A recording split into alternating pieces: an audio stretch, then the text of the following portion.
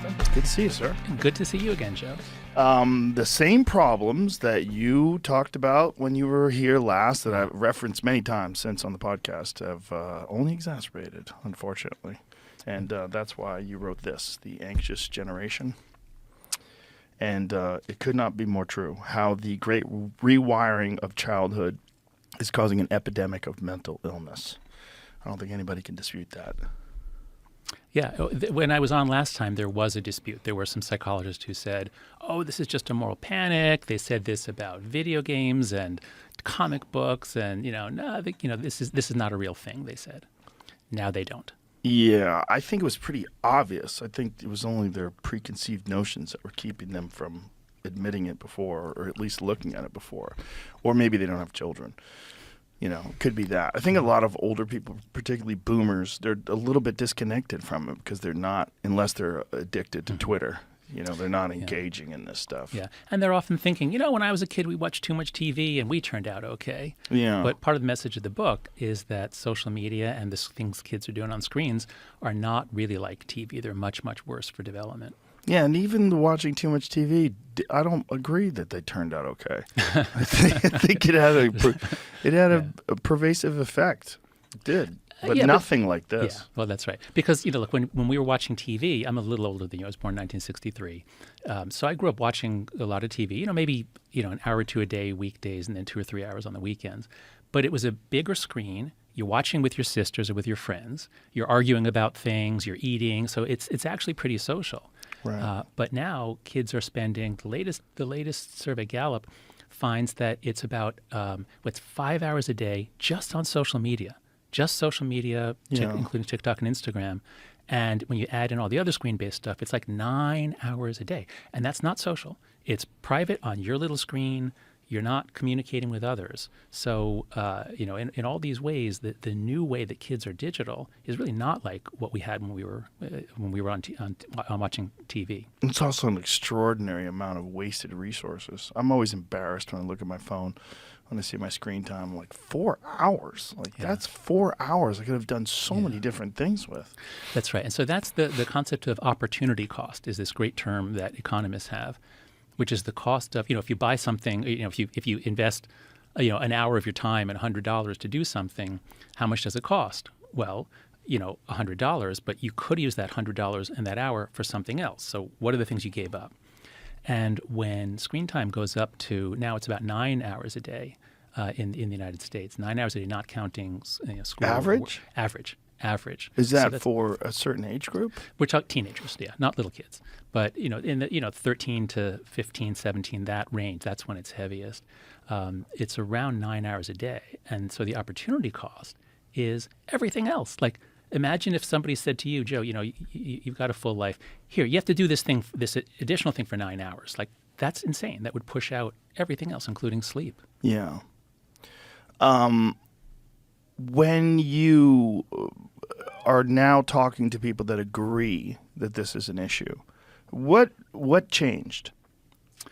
So you mean what changed? Like, why is there now more agreement? Yes. Yeah. So in 2019, when I was last here with you, my book, The Coddling of the American Mind, had just come out. And back then, people were beginning to sense that, this internet, the phones, the social media that we were all so amazed by, there was a very positive feeling about all this stuff in the early part, like in the 2000s. Sentiment was beginning to turn. But there was a big academic debate because when you look at studies that look at how do kids who spend a lot of time on screens, do they come out more depressed? The answer is yes, but the correlation is not very big. So there was a big argument among researchers, and that's when I got into this around 2019, really getting into that debate. And I think that Jean Twenge and I really had good data showing, there is an issue here. And then COVID came, and that confused everything. Because, basically when I was on with you last time, 2019, I was saying, what kids most need is less time on their devices and more time outside playing unsupervised. Let them be out unsupervised. That's what we needed, 2019. COVID comes in, boom, exactly the opposite. What do kids get? No more time unsupervised. You can't even go out. I mean, in New York City, they locked up the playgrounds. They locked up the tennis courts. It was insane. No time outside with your friends. Oh, spend your whole day on screens. So that made everything worse. But people thought, oh, yeah, the kids are really messed up now from COVID. But they were wrong. COVID was terrible for a lot of kids. But when you look at the mental health trends over the last 20 years, COVID was a blip. COVID, actually, you know what? I've actually got some charts. You know, if you don't mind, I'd like to actually show these because you know. Did you send the data to Jamie so he can pull it up? I haven't sent it yet, but I'll. Oh, right, because you want. Yeah. Do you want to stop and do that? Or Yeah. do you Let's wanna... pause real quick so you Okay, can I'm give sorry. out. Yeah. Jamie will give you the email address. Okay, we're back. All right. What are those things? Oh, so these are stickers for your kids. So as part of the book, I'm trying to launch a movement called Free the Anxious Generation. Here you go. You have 2 younger kids. Mm-hmm. And so I've teamed up with the artist who did the book cover, Dave Cicerelli, who's created these incredible artworks. There's going to be billboards. He's putting together a 12-foot tall milk carton, which is going to be traveling around different cities with this. Missing childhood. Do they do that anymore? The No, milk carton I thing? don't think so. Mm. Yeah. So I don't know what your kids think about social media and whether they think it's a good thing or a bad thing, but we are hopeful that members of Gen Z are going to start, and they are starting to advocate that, you know what, this is messing us up. Okay, so here's the graph. Okay. So this is the graph that I showed last time I was on. And what it shows, because I know most of your listeners are probably just listening to the audio, it shows that from 2005 to 2010, the rates of depression in girls was about 12% of American girls had a major depressive episode in the last year. And for boys, it was about 4 to 5%. And it's flat. There's no change. Then all of a sudden, around 2011, 2012, 2013, 2013, the numbers start rising, especially for girls. And it goes all the way up to 20% for girls. So that was a huge rise. And that's what I showed you last time. What is the difference between boys and girls? So girls suffer from more internalizing disorders. That is, when girls have difficulties, they turn it inwards, they make themselves miserable. So girls suffer from higher rates of anxiety and depression. That's always been the case, especially once they hit puberty. Boys, when they have psychological problems, they tend to turn it outwards. They engage in more violent behavior, deviant behavior, substance use. Boys, it's called externalizing disorders. But you can see both boys and girls are getting more depressed. It's just that the effect is bigger for girls. So boys have gone up to about 7%, and girls are way up to 20%. That's right, and that was 2019. So 1 out of 5 girls. That's what it was. That's right. And then was. That's right. And then COVID comes in. So if we can have the next slide. So then COVID comes in. Whoa. And now this is the exact same data set. Just this is federal data. Just got a few extra years of data. And what you can see is that it goes way the hell up. And if you look at the 2021 data point, you can see that little peak at the very top there. That's because of COVID. That is, COVID did increase things. It did make kids more depressed. But as you can see, it's a blip. COVID was just a tiny effect compared to this gigantic increase. And so, on the last slide, it was 20% of girls. Now it's almost 30% of girls who had a major depressive episode in the last year. And for boys, it's up to 12%, which is still quite a lot. It's more than a doubling, although much less than for the girls. It's still, even if you look at if you look at girls from 2018 pre-COVID, that ramp is very steep, the upward ramp. That's right. And that might be TikTok. That is so what happens is a lot of things change around 2011, 2012. 2010 is when you get the front-facing iPhone. It's when Instagram is founded. It's when kids are getting high-speed data plans. So, my argument in the book is that we had a complete rewiring of childhood between 2010 and 2015. In 2010, most of the kids had flip phones. They didn't have Instagram. They didn't have high-speed data. So they would use their flip phones to get together with each other. They'd communicate with each other. By 2015, about 70 or 80% have a smartphone. Most of them have high-speed data, unlimited plan, Instagram accounts. And this really messes up the girls. So that's what I think happened between 2010 and 2015. TikTok becomes popular only really more 18, 19, 20. And it's so new, we don't have good data on just TikTok. But I suspect that sort of extra acceleration might be due to TikTok. What specifically about TikTok? So this is something I'm just really beginning to learn. I don't even have much on it in the book. So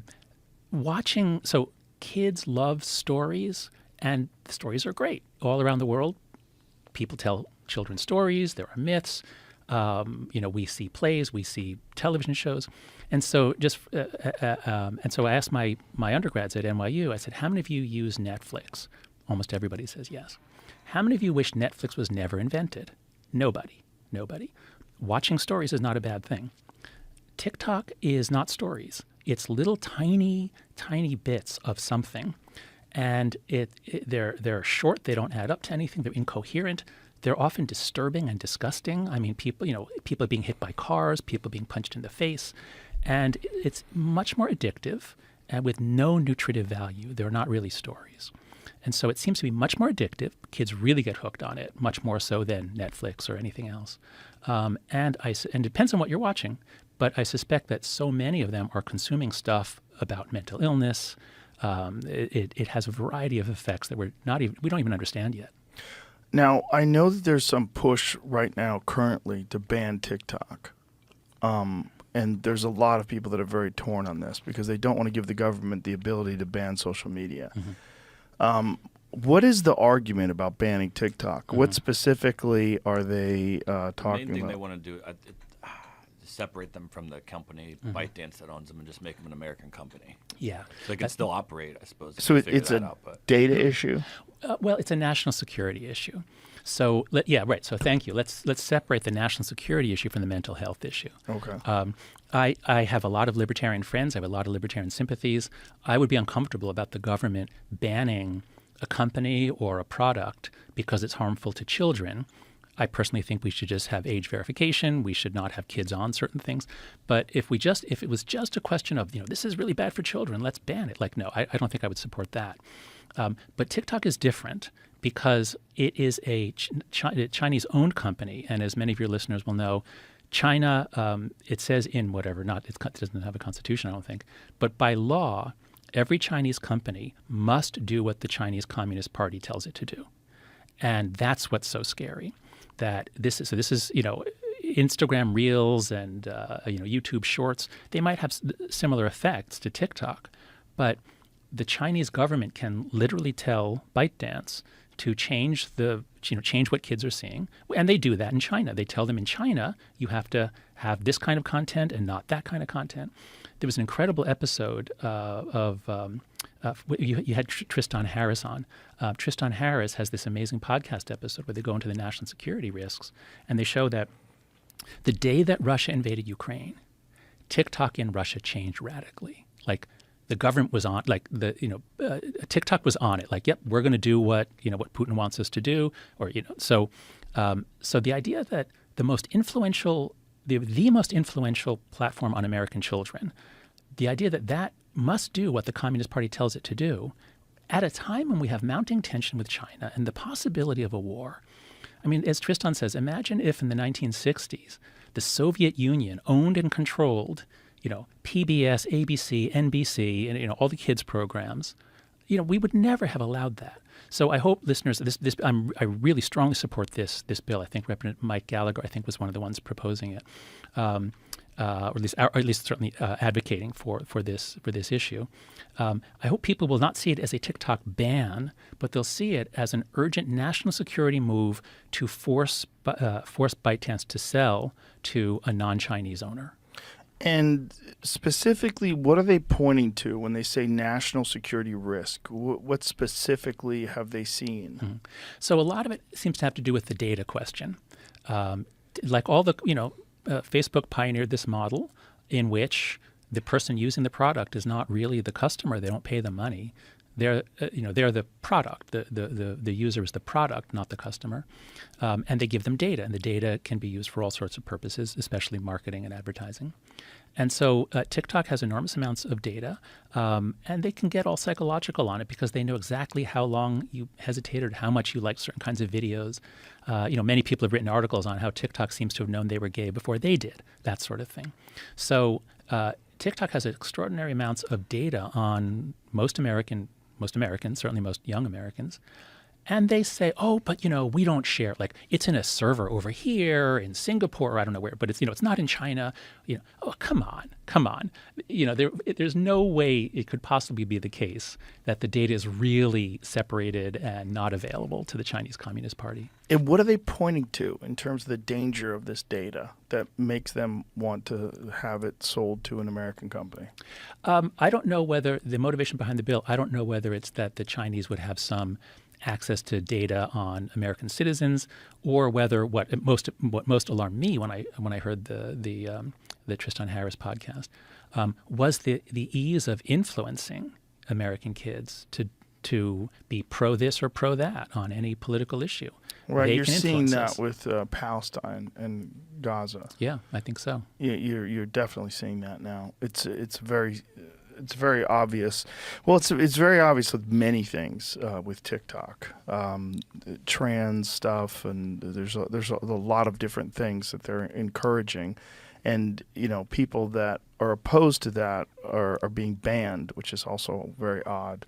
And specifically, like female athletes, we had Riley Gaines, who was the female athlete that competed against Leah Thomas, and she has said that biologically male athletes should not be able to compete with biologically female athletes because they have a significant advantage. And she was banned from TikTok just for saying that. Yeah, that's right.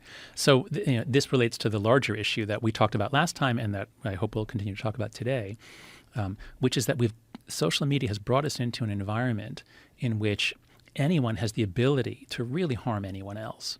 There's an extraordinary amount of intimidation available via social media. And so this has led the leaders of all kinds of organizations to run scared. Greg Lukianoff and I saw this in universities. Why don't the university presidents stand up to the protesters who are shouting down visiting speakers? Isn't there a grown-up in the room? And then we saw it in journalism, newspapers and editors who wouldn't stand up for journalistic principles. And so I think what has happened here is that social media allows whoever is angriest and can mobilize the most force to threaten, to harass, to surround, to mob anyone. And when people are afraid to say something, that's when you get the crazy distortions that we saw on campus, or that Riley Gaines was seeing too. Just that people are afraid to speak up. And in a democracy, in a large, secular, a diverse democracy, we have to be able to talk about things. Yeah. And so that's part of why we're in such a mess now. Is I've argued that it's when social media became super viral after 2009, 2010. You get the like button, the retweet button. Social media wasn't really bad or harmful before that. It wasn't terribly harmful before then. But by 2012, 2013, it had really become as though everyone had a dart gun, everybody could shoot everyone. And that's when we began sort of like teaching on eggshells in universities, because our students could really do a lot of damage if we said one word they didn't like. And it's not just the students, which is really disturbing. We've talked about this before. There was an FBI security specialist who estimated that somewhere in the neighborhood of 80% of the Twitter accounts were bots. Yeah. Which is very strange, because that means that they're mobilizing specifically to try to push different narratives. Yeah, that's right. So if you think of, people say, well, now Twitter is the public square or things like that. It's not a public square. It's more like the Roman Colosseum. It's more like, a place where people say things and the fans are in the stands are hoping to see blood. To move our discussions onto platforms like that can be manipulated, that anyone, doesn't have to be a foreign intelligence service, it could be anybody who wants to influence anything in this country or anywhere in the world. They can, for very little money, they can hire someone to create thousands, millions of bots. And so we're living in this sort of funhouse world where everything is weird mirrors, and it's very hard to figure out what the hell is going on. Have you ever sat down and tried to figure out a solution to this other than trying to encourage people not to use it? Jimmy, did something happen to the volume? Just dropped lower? Okay. So what was I just saying? We were talking about solutions other than asking kids to not use it, which is very hard to do. Yeah, that's right. So when we're talking about the democracy problems and the manipulation of politics or anything else, those are really, really hard. I have a few ideas of what would help, and we're not going to do them because all of them are like the left likes and the right doesn't, or vice versa. Like, what are those ideas though? Things like identity authentication. If large platforms had something like know your customer laws, that is, if you want to open an account on Facebook or on X, you have to at least prove that you're a person. And I think you should be able to have to prove that you're a person in a particular country. I think you should over a certain age. You prove those to the platform, not directly. You go through a third party. So even if it's hacked, they wouldn't know anything about you. Just you establish that you're a real person, and then you're cleared. Go ahead, you open your account. You can post you don't have to use your real name. If we did that, that would eliminate most of the bots. That would make it much harder to influence. That would make us have much better platforms for democracy. Is that possible to do internationally? Well, the platforms can certainly require whatever they want for membership. Right now, they are legally required to ask you if you're over 13. If you're 13 or over, they ask it, and then they accept whatever you say, and that's it. You're in. So those rules could be changed, and they could be required to do more. And they're based in most in the United States, but their users are all around the world. So yeah, that could be done. So one of the things that people are nervous about when it comes to authentication is that if you could do that, then you could target individuals and they wouldn't be allowed to be anonymous. So you would eliminate the possibility of whistleblowers. No. The point is that you just have to establish that you are a person. It doesn't mean that you have to post under your real name. Right. And even if you want ultra high security, you could just have dissidents in repressive countries. They could just communicate by secure channels with a journalist who posts for them. So I understand the concern, and there are values to having anonymity. But I think what we're seeing now is that the craziness, the way it's affecting, it's making it harder for democracies to be good, vibrant democracies, and it's making it easier for authoritarian countries like China to be powerful and effective authoritarian countries. So I think we have to start weighing the pluses and minuses, the costs and benefits here. Right, but how would you ramp that up? Like, how would you implement that internationally? Like, say if you're talking about people in Poland, just pick a country. Yeah. Well, the platforms can do whatever they want, but then, yes, how would, if a company starts in Poland, then the U.S. Congress would have no influence on that. Right, like China could pretend that, and they could falsify the data that shows that these are individuals. Oh, I if see. They wanted to empower a troll farm. Oh, I see. You're saying even if American companies did this, the Chinese could still get around it. Yeah, that's true. You're never going to have a perfect system. But right now, it's just so easy and cheap and free to have massive influence on anything you want. But the larger question here was, you asked me, like, what can we do? And what I'm saying is, there are some things like identity authentication that I think would help. But yes, there are implementation problems. There's all kinds of political questions. So my basic point is, man, those problems I don't know that we can solve, but we can do better. Oh, and I should point out, a lot of these have to do with the basic architecture of the web. When we moved from Web 1, which was put up information, it's amazing, you can see things from everywhere, to Web 2, which was directly interactive. Now you can buy things, you can post stuff, and it's the Web 2 that gave us these business models that are about that have led to the exploitation of children and everyone else. And I'm part of a group, Project Liberty, if you go to projectliberty.io, that's trying to have a better Web 3. Where people will own their own data more clearly. As the architecture changes, it opens us up to new possibilities and risks. So there are some hopes for a better internet coming down the pike. But I just wanted to put all this stuff out there about democracy to say this is really hard. But when we talk about kids and mental health, this is actually amazingly doable. Like, we could do this in a year or two.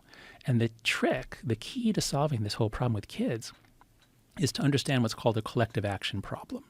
So there are certain things where, like if you have a bunch of fishermen and they realized, we're overfishing the lake, let's reduce our catch. And if one person does that, no one else does, well, then he just loses money.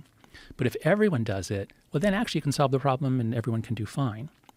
With social media, what we see over and over again is kids are on it because everyone else is. And parents are giving their kids a phone in 6th grade because the kid says everyone else has one and I'm left out. And over again, you see this. When you ask kids, how would you feel if I took your Instagram or TikTok away? You're like, oh, I'd hate that. But then you say, well, what if it was taken away from everyone? What if no one had it? And they almost always say, that would be great. I did this. There's an academic article that showed this with college students. I did it as a test with my students at NYU, and a review of the book of The Anxious Generation in the Times of London, and the UK Times. The woman ended by asking her 16-year-old, "Would you have liked there to be a social media ban until you were 16?" I think the daughter was like 18 at the time. This was last month, and the daughter says, "Would everyone else be off it too?" And she says, "Yes." And then the daughter says, "Yeah, I would have rather liked that." And so you have this consumer product that the people using it don't see value in it. They're using it because everyone else is. And there's evidence suggesting it's messing up their mental health. So anyway, this is a solvable problem if we act together. And that's really what the book is about. How would you do that, though? How would you get all the parents to do it? Would you get the social media companies to do it? Like, how would you do that? Yeah, I'm not counting on the social media companies or Congress. I'm assuming we'll never get help from either one. Now, I hope I'm wrong about Congress. But as a social psychologist, I'm trying to point out, we can actually solve this ourselves. And so let's work. The simplest one is this. So I propose 4 norms. If we can enact these 4 norms ourselves as parents and working with schools, we can largely solve the problem. We can certainly reduce rates of mental illness a lot. The first norm is the simplest: no smartphone before high school. Now people say, "Oh my God, but my kid needs a phone." Sure, give him a flip phone. The millennials had flip phones, and they were fine. Flip phones did not harm millennials' mental health. They're good for communication. You text, you call, that's it. So the first rule is no smartphones before high school. And as long as a third of the parents do this, well, then the rest of the parents are free to say when their kid says, "Mom, I need a smartphone. Some other kids have one." Then you can say, "Well, no, here's a flip phone. You'll be with the kids who don't have one. Oh, and by the way, you're also going to get a lot more freedom to hang out with the other kids." So we don't need everybody, but we need to break the feeling that everyone has to have one because everyone else has one. Yeah, that sounds great on paper. I can't imagine that most parents would agree to it because there's just so many parents that don't pay attention. That's true. Especially two families where 2 people are working. Yeah, no, you're right. You're right. When we look right now, it's kids with married parents are trying harder to keep the kids off. These things are good babysitting devices in the sense that the kids are off doing their thing. You don't have to think about them. So it is true that this would not be adopted universally at first. But I think we could still develop a norm that it's just not appropriate for children to have a smartphone. They should have flip phones. And I think that any community that wants to do this, because what I find over and over again is that most parents are really concerned about this. And this is across social classes. Most parents are seeing the problems.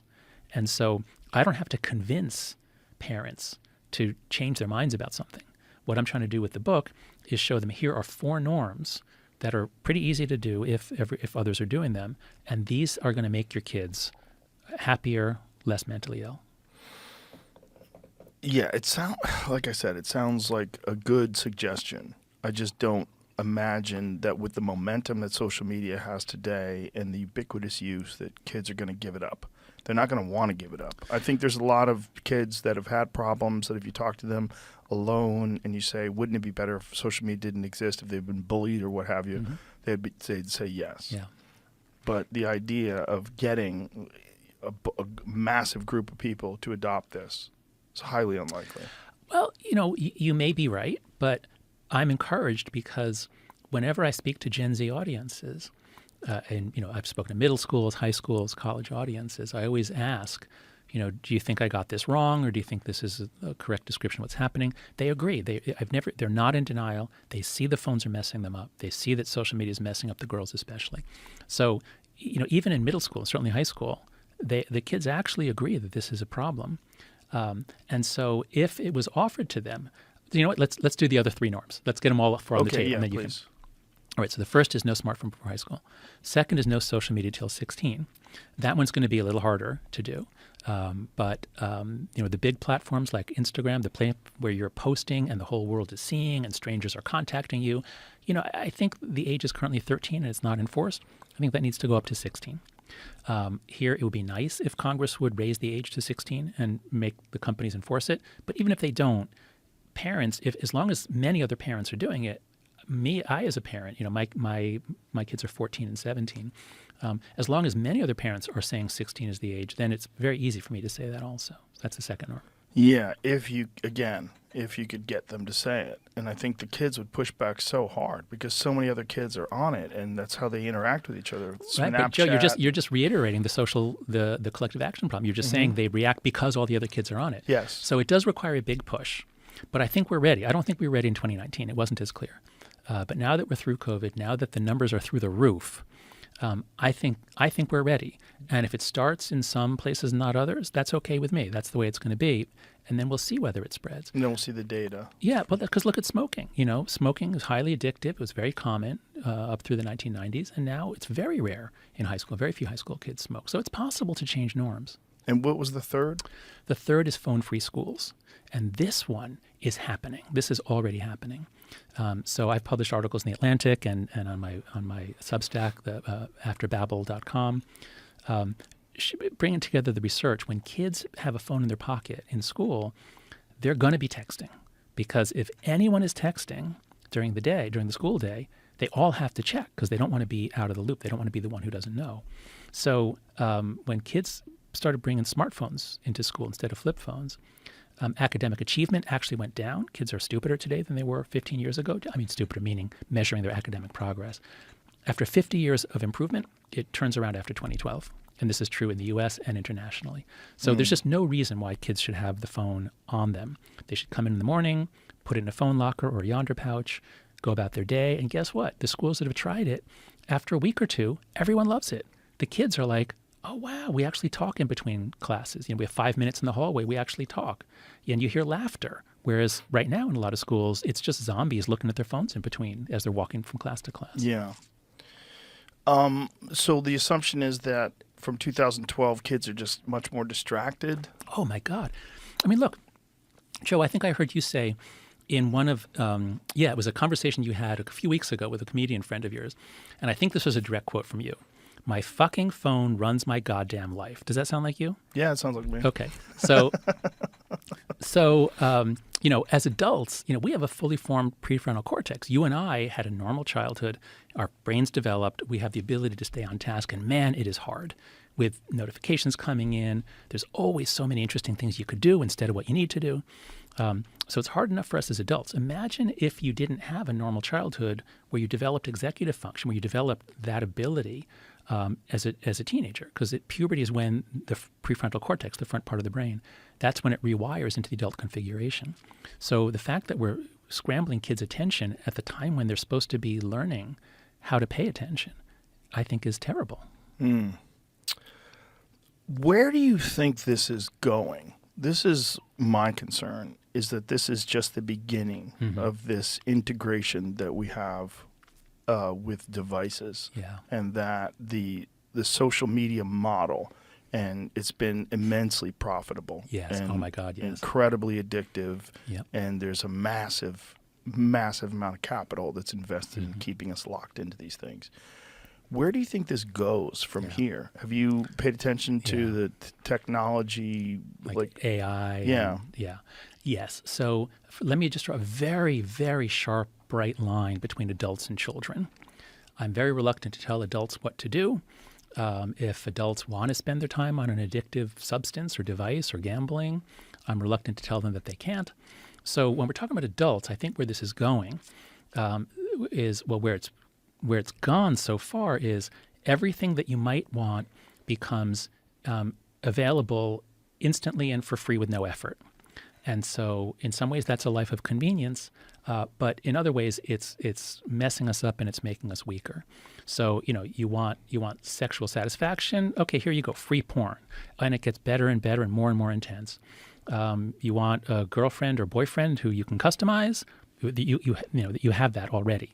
Advances in robotics are such that it's just a matter of time before AI girlfriends are put into these incredible female bodies that you can customize.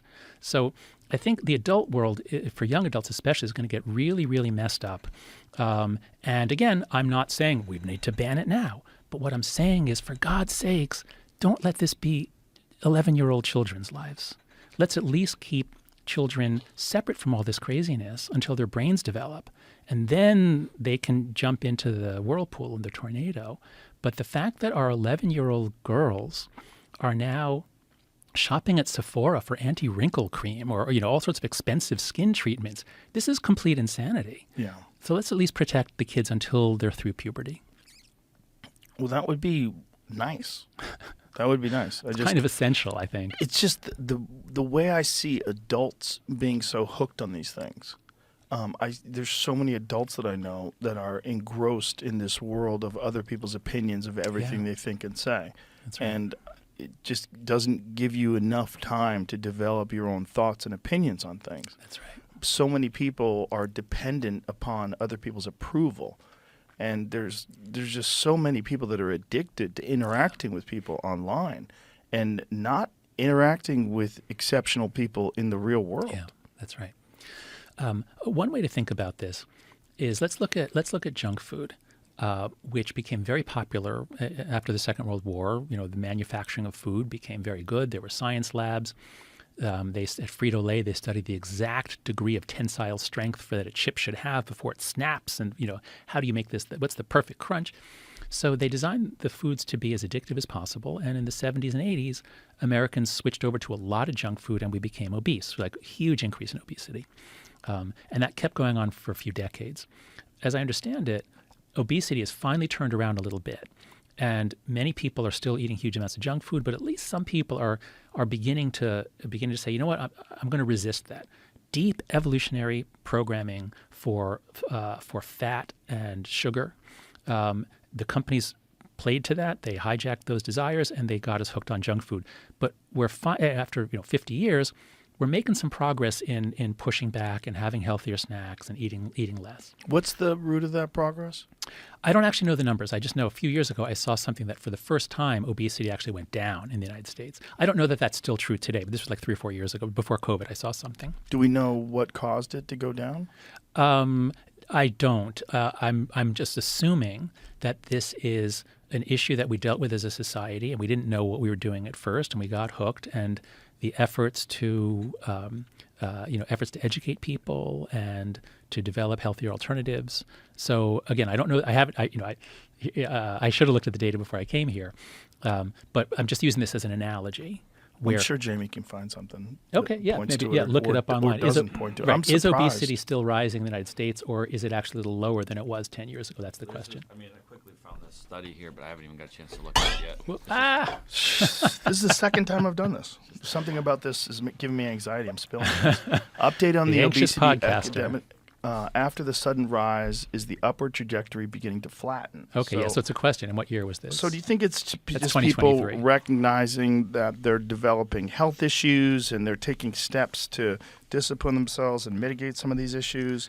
Or is there some sort of information push that's leading them in that direction? Yeah, that I don't know because it's not my field. But I would say that is a probably necessary precondition, like understanding the problem and developing in people a desire to change it. And then it's hard to change. I love chips, I love chocolate, I love ice cream. It's hard to change, but over time a society adapts. And now the question is, will we adapt to social media? Because the desire for sugar and fat and salt is very deep. The desire for others to think well of us, to hold us in esteem, I would say is just as deep and much more pervasive. It's much stronger, I would say. And so because, as adults, we're very concerned. When I put out a tweet, I know all this stuff. I know how terrible this is for me to check. I'm busy. I've got things to do. But I'll go back and I'll check how the tweet is doing 30 seconds later. Like I'll go, and then I'll check again 5 minutes later and 10, so it's hard for me to resist that. Like, what are people saying about the thing that I just said? Yeah. But the question is, will we adapt to it in some way so that we begin, as with junk food, we're still going to be consuming junk food, but maybe we'll keep a lid on it. I don't know. But what I can say with not confidence, but what I think is the case, is as long as our kids are going through puberty on social media and video games, and they're not developing executive control, I do not think they will be able to keep a handle on this as adults. I do not either. Again, as you're saying, we are adults. We grew up without the internet, and we grew up without all these problems, and it is hard. I try to tell all my friends to use my strategy, which is I What's call that? post and ghost. Okay. I don't read anything. I just you post right, things. yes. I post things. Yeah. I don't read comments. Yeah. And No, that's really it's made smart. me immensely more happy. Yeah. It's a massive difference. I very rarely use Twitter. The only reason why, or X, whatever. The only reason why I use it is to see information, to see things. I don't read anything about myself, and I certainly don't. I very rarely post at all. And if I do post, I certainly don't read what. Because first of all, I'm aware of this number, this FBI security specialist, the 80% of it, and I see it all the time. There's so many times where I'll see any social issue, any political issue, anything that's in the zeitgeist. When you see someone post about it, you'll see these people posting. And I'll look at it. It's like a couple of letters and a bunch of numbers. And I'll go, okay, is that a real person? And then I go to their page. Nope, not a real person. How many of them are there? And there's a lot of them, man. Yeah. There's a lot of them, especially when it comes to things like Ukraine, Israel, Gaza. Right, because those are areas where various actors or various parties and actors and countries are trying to manipulate us. Yes, and they're doing it. They're doing a great job of it. They're very focused. It's really incredible. It's incredible to see the impact that it has when you see 50 posts on 50 comments, and 35 of those seem to be not real people. That's right. I think your strategy is very wise, and for this reason. When social media began, you would put something up, and then people could comment on it. Okay, that goes until about 2013, 2014. I think it's 2013 when Facebook introduces threaded comments. So now you put something up, someone says some horrific, nasty, racist, whatever thing in your comment thread, and now everyone can reply to that comment. Right. And people can reply to the. So you get basically everyone fighting with each other in the comment thread. Yes. And what social media is good for is putting out information quickly. I'm a professor. I'm a researcher. I am engaged in various academic disputes and debates. And Twitter is amazing for finding current articles, for finding what people are talking about. Yeah. So the function of putting information out is great, but the function of putting something out and then watching everyone fight in the comments. That's why I use the analogy of the Roman Colosseum, like with the gladiators. That's just sick. There's nothing good comes from that. Right. My concern is that we are paddling upriver. Yeah. And that there's a raging waterfall that's powering this whole thing that you cannot fight against. And that we are moving in a direction as a society with the implementation of new, more sophisticated technology that's going to make it even more difficult unless you completely opt out. And some people are going to opt out, but it's going to be like my 600-pound life. People that are realizing, like, oh my God, what have I done? I've ruined my body. I've ruined my life. How do I slowly get back to a normal state? And it's going to take a tremendous amount of effort. Think about the amount of effort, the amount of focus that people have on comments and things. If you're addicted, if you're currently deep into it right now, where you're tweeting constantly, there's people that I follow that I know they're tweeting 12 hours a day. Yeah, that's right. It's sad. It's so sad. Yeah, they're addicts. Yeah. Like my fear is that this is only going to get greater. Yeah, I share that fear, and if current trends continue, it's really not clear how we get out of this. Something might break in a big way. Humanity has faced many crises before. That doesn't mean, as they say, past performance is no guarantee of future success. So we've faced many crises, and we've always come out stronger. But we've never faced anything like this. That's right. This is is a categorically rewiring. That's right. Exactly. That's right. So we faced many external threats. We faced diseases. We faced wars. Those have come and gone. But this is a rewiring of the basic communication network of society in ways that link up with so many of our deepest motivations. This is a challenge unlike any we've ever faced. So I think what we really need, I'm speaking as a university professor, is we really need great social sciences. We need great sociologists. We need people really studying this. But it's all happening so fast. And then the problems in universities of political concerns sweeping in. So I fear we're sort of heading towards this. Well, you said like going upstream to a waterfall. I think it was like going like downstream. We're about, at the top of a waterfall, going to go over the edge. That too, yeah. Well, we're trying to paddle, but that's the direction that we're moving in. Yeah, that's right. Yeah. That might be the case. That we live at a very interesting time in history when in the 90s the future looked so bright, and now it doesn't. My fear is that we are no longer going to become human. That we will no longer be human. We'll be a different thing. And I think the implementation of technology is what's going to facilitate that. I think we're how many years away from Neuralink and something's similar to it that's going to change how we interact completely. And that it's not going to be it's not going to be a question of whether or not you opt out, whether you pick up your device. Your device is going to be a part of you. Yeah. And there'll be incentives that, whether it's performance incentives, whether it's you're going to have more bandwidth, whatever it is. A competitive advantage. Yeah, that's the real fear of something like Neuralink or whatever. Right.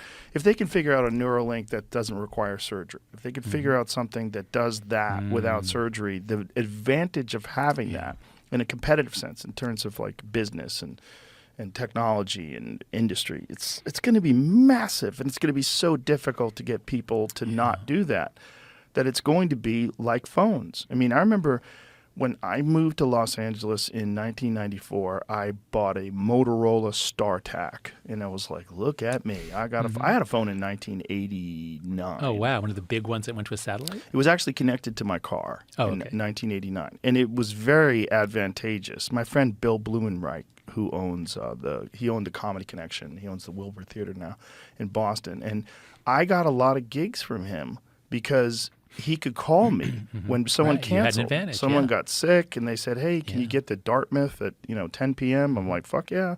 And so I got gigs from that. We joke about it to this day that I was like the first guy that he knew that had a cell phone. It was a huge advantage. And I remember when I had one in 94, I was like, this is great. I can call my friends. I don't even have to be home. There was so many positives to it. And it gave you an advantage. It gave you an advantage. You didn't have to be home. If there was a business thing that I had to deal with, there was something going on with my career, I could deal with it on the phone at Starbucks or wherever I was. My fear is that this is going to be that times a million. It's going to be you have to have it in order to compete. Just like you kind of have to have an email today. You kind of have to have a cell phone today. Yeah, that's right. That's right. Yes, we are certainly headed in that way. And I think the word human is a very good word to put on the table here. Some things seem human or inhuman. And when you simply connect people, Mark Zuckerberg sometimes says, how could it be wrong to give more people more voice? If you're simply connecting people and making it easier for them to contact each other, I think that's mostly going to have good effects. And that happened with the telephone. We all got telephones, and we could do all sorts of things. We could coordinate with our friends. Telephones are great. But when it became not technology making it easier for this guy to reach you or me to communicate with you, but rather it's a way to put things out to try to gain prestige for me in front of thousands or maybe millions of people. Now it changes all of our incentives. It changes the game we're playing. What games are we playing as we go about our day? And the more people are playing the game of, I'm struggling to get influence in an influence economy where everyone else is on these 7 platforms, so I have to be too, or they have an advantage over me. Right. That is the way that things have been rewired already. Already we're there. Yeah. Now you're raising the possibility that the next step is more hardware-based, that it's going into our bodies, and I think that is likely to happen. And so I hope what we'll do now, and I hope my book, The Anxious Generation, will sort of promote a pause. Let's think where we are. Let's think what we've done. Let's look at what has happened.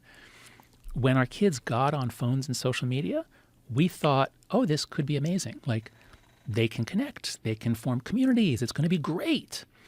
And now it's clear, no, it's been horrible. It's been really, really terrible. As soon as they got on, their mental health suffered. They might feel like they have a community, but it's much worse than what it replaces.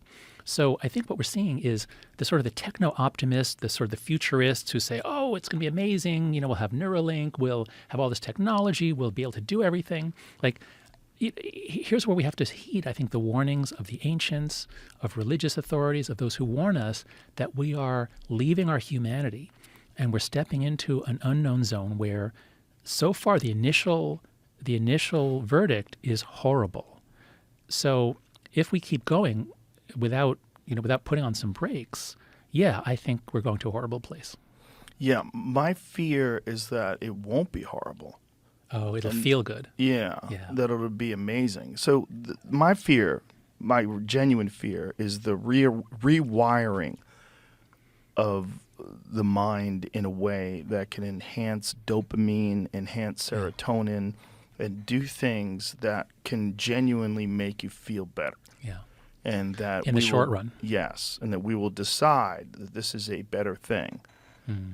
Just like regardless of how you feel about SSRIs, most people think that they're being dispensed too readily, and that too many people that get on antidepressants could have solved that issue with exercise and diet, because this is a big part of the reason why people are feeling shitty in the first place is their body's failing. Yeah, and having less sex. I read recently that the SSRIs are suppressing sex drive in many people. So there's that. There's a lot of issues that come along with those, and yet there's immense profit in making sure that people take those and stay on those. My fear is that if you can do something that allows people to have their mind function, have their brain, their endocrine system, have all these things function at a higher level, then everyone is going to do it. You would not want to just be natural and depressed if you could just put on this little headset and feel fantastic. And maybe it could be a solution to so many of our society issues. Maybe bullying would cease to exist if everyone had an increase in dopamine. It sounds silly. But if dopamine increased if you have an entire society that's essentially on a low dose of MDMA, you're not going to have nearly as much anger and frustration. And you also are not going to have as much blues. You're not going to have as many sad songs that people love. You're not going to have the kind of literature that people write when they feel like shit. It's unfortunate, but also as a whole, as a society, it probably would be an overall net positive if people did not want to engage in bullying, did not want to engage in violence, did not want to engage in theft, were more charitable, if more benevolent. If you look at things in that direction, that's my concern, is that the rewiring of the mind, what we're essentially seeing right now is a rewiring of a mind that we didn't anticipate it. It has negative consequences. We thought about it in a positive way. Oh, this is going to be great. We're all going to be connected. How would it be bad that people could have more voices, Zuckerberg says? But my fear is that it's going to just change what it means to be a human being. And my genuine feel is that this is inevitable, and that as technology scales upward, this is unavoidable. Right now, it certainly feels that way. And while I'm not optimistic about the next 10 years, I share your vision of what's coming, but I'm not resigned to it. People always say to me, I go around saying we need to do these 4 norms, we can do them, and people say, oh, that ship has sailed, the train's left the station. But if a ship has sailed and we know that, it's going to sink, we can actually call it back. I've been on airplanes where they leave it leaves the jetway, and then they call it back because they discover a safety issue. So we are headed that way, I agree. But I think we humans are an amazingly adaptable species. I think we can figure this out, and there are definitely pathways to a future that's much better. These technologies could, in theory, give us the best democracy ever, where people really do have the right kind of voice. It's not just the extremes who are super empowered as it is now. So, we're at a point in space and time, let's say right now, and I can imagine a future that's really fantastic. And but how do we get there? And are we able to get there? Is there a path, or is it like there's no path from A to B? So I don't know, but I think we sure as hell have to try. And the first thing we have to do is not be resigned and just say, oh, well, the world's going to hell. What are you going to do about it? It's too big. So let's start. I have a proposal. Let's start with the one area that we can all agree on, which is our kids. It's the most amazing thing. In Congress, you can't, any issue, if the right likes it, the left won't, and vice versa, except for this one. This is the only thing in Washington that's really bipartisan. The senators and congressmen have kids. They see it. So let's test the proposition that all is lost and we're helpless. Let's test that proposition, and let's test it in the place where we're most likely to succeed, which is rolling back the phone-based childhood and replacing it with a more play-based childhood. Oh, so actually, I said there are 4 norms. We talked about 3. So if you don't mind, I'll put in the 4th norm now. Yeah. So the first 3 are about phones. No smartphone before high school, no social media till 16, phone-free schools. Okay, but if you take away the phones and you don't give kids back each other and playtime and independence, what are they going to do? You're going to keep them at home all day long without screens? So the 4th norm is more independence, free play, and responsibility in the real world. And this is a thing that you and I talked about last time. I think we actually had a small disagreement where, I'm a big fan of Lenore Skenazy, the woman who wrote Free Range Kids. She and I co-founded an organization called Let Grow. Parents, please go to letgrow.org.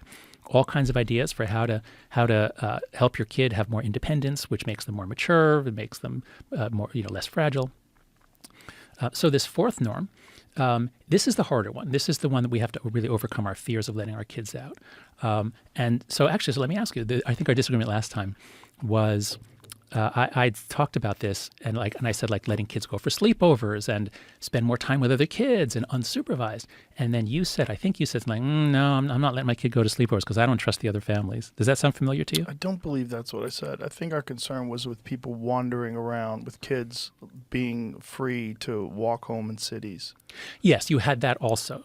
We did talk about sleepovers. My kids have sleepovers. Okay. They've always had sleepovers. If you know the parents and you trust the parents, it's a great way to give the kids independence and have them interact with other people. Yes. Yeah. So tell me what was your policy with your kids, with your younger, with all 3, on when you let them out? Like they could go out the door, get on a bicycle, walk 7 blocks to a friend's house without any adult with them. Do you remember what age or grade? No, I don't. I mean, it's fine if you live in a good neighborhood. Mm-hmm. The problem is if childhood predators are real. Not really, not anymore. What I mean is... What do you mean? Well, when you and I were growing up, there were childhood predators out there in the physical world approaching children. And I think you said you told a story about one who approached you when you were doing magic tricks. So there were child predators out there. That's true. They're all on Instagram now. Yeah. The kids aren't out. And Instagram, and especially Instagram, makes it super easy for them to get in touch with children. Yeah. So so this is my point. I can summarize the whole book with a single sentence. We have overprotected our kids in the real world and underprotected them online. I would agree to that. So yes, child predators are terrible, but guess what? We actually locked up most of them. When you and I were growing up, they weren't all locked up. They were just eccentrics who were exposing themselves. Remember flashers? That doesn't happen anymore, because if you do that now, you're going to jail for a long, long time. So we actually locked up most of the predators, and they know, don't approach kids on a playground, approach them on social media. I don't know if we are doing that. And there's this new push. Once you're identified as a sex offender, you'll never, you are gone for a long time. And then there's sex offender. No, we've really done a lot since the 90s to to make the real world safer. But there is push against that. You're aware of this term minor attracted persons that's being pushed? Disgusting. It's disgusting and freaky. Yeah. It's such a bizarre term that I got to imagine is only being done by people who don't have children. And they're pushing this thing that it's an identity. And that it's not the fault of the person who has this issue. Yeah, that's right. What's the root of that? Have you investigated that? Yes, not that specific issue, but I can. I study moral psychology. That's my academic discipline, and I study the roots of it evolutionarily, historically, in child development. What is our moral sense? And there are different moralities, and in some ways that's good. And left and right push against each other. So I'm very open to different moralities. But when a group makes something sacred and they say this is the most important thing and nothing else matters other than this, then they can kind of go insane and they kind of lose touch with reality. And I think, again, I don't know the history of this particular movement, that horrible term, But there is a certain kind of morality which is all about, oppression and victimhood.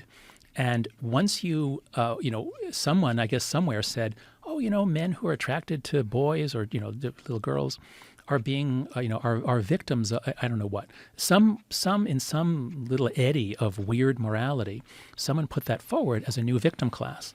Because we've been trying to address victimhood all over the place. Once someone puts that up as a new victim class, and you have to do that, you have to change the terms. This is very Orwellian. You change the terms, and then some others who share this morality, which is focused on not making anyone feel marginalized, not allowing any labels that will slander someone or make them look bad. I think people who approach children for sexual goals, I am very happy to have them slandered and labeled and separated. But I suspect that some people, once they lock this in as a group that's being marginalized, they say, well, we have to defend them, and we don't think about what the hell we're actually saying. It seems purely an academic thing. It seems that this is something that with people that only exist in sort of an academic space where it's almost like an intellectual exercise in understanding oppression. Mm-hmm. You can't apply it in the real world. It's too fucked up that the consequences of it are horrific. Yeah, that's right. Normalizing, victimizing children. That's right. Now, the one thing, so before we go any further with this particular topic, I would want to point out one of the problems that our social media world has given us, which is somewhere in all of the academy, in all the universities, some philosopher, let's say, proposed that term or raised an idea. So this has been going on for thousands of years. Someone in a conversation proposes a provocative idea. What if we think about this as minor attracted person? They put that idea out, and then other people say, no, that's really stupid, and it doesn't catch on, because this is not an idea that's going to catch on, even in the academy. So, but I think where we are now is, I'm guessing, someone proposed this, somebody else got wind of it, posted it online, and now you're going to have a whole media ecosystem going crazy about this terrible idea. So I don't know, maybe can you look up minor attracted person? Is this just like a thing that was from one academic talk, or is this an actual movement? Well, I've seen politicians discuss it. No way. Yes. Wait. As like decriminalizing or destigmatizing? Destigmatizing, oh, God. yeah. There was a recent politician that went viral for this discussion. Oh, no. All right, then maybe it's I'm wrong. more than one. There Okay. was 2 specific women that were doing that, and I didn't geez. investigate whether these women had families or what it was, but this push to try to alleviate bullying or alleviate shame or alleviate the stigma that's attached to what they're calling an identity. Yeah, that's right. So actually, that brings us to the issue of identitarianism, which I think is a useful term for us these days. So I think a lot of what's happened on campus is the move to focus on identity as the primary analytical lens in a number of disciplines, not in most disciplines, but in a lot of the humanities, the studies departments. So putting identity first and then ranking identities and saying some identities are good, some are bad. This really activates our ancient tribalism. And I think that the liberal tradition, going back hundreds of years, is really an attempt to push back against that and to create an environment in which we can all get along. And so, as I see it from inside the academy, we've always been interested in identity. It's an important topic. There's a lot of research on it going back many decades.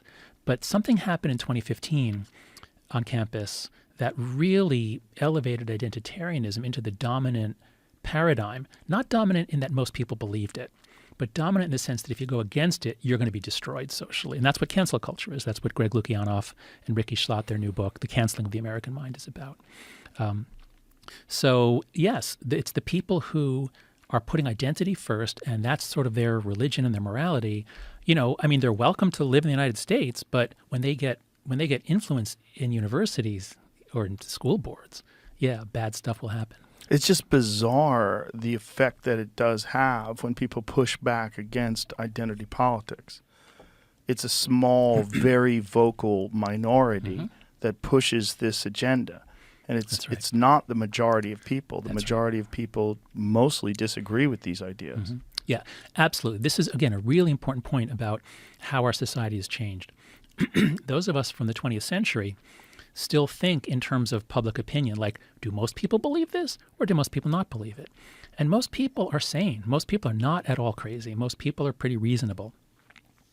And I think what's happened since social media became much more viral in 2009, 2010, is that the extremes are now much more powerful, and they're able to intimidate the moderates on their side. So on the right, the sort of the center right, what I call true conservatives, or like Berkey and Edmund Burke conservatives, they get shot and they get excluded, and there's not many of them in Congress anymore. And on the left, you have the far left, the identitarian left, shooting darts into people like me, into anybody who is anybody who questions. So they shoot their moderates. And what you have is, even though most people are still moderate and reasonable, our public discourse is dominated by the far right, the far left, and all these crazy fringe. It can be neo-Nazis on one side, and then these identitarians defending minor attracted people on the other side. So don't lose faith in humanity. Don't lose faith in humanity.